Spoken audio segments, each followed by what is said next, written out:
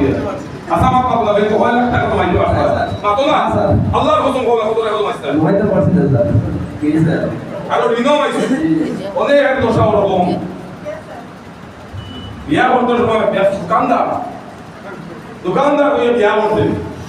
মাল লইতে পারে না উঠাইলে বন্ধন থেকে পয়সা লইতে লাগে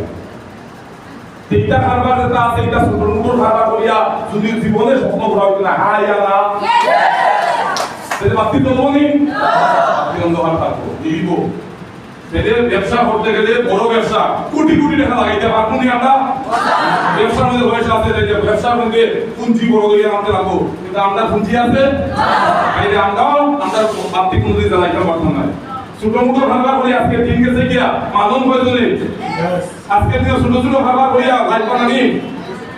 মানন না আপনারা মানন না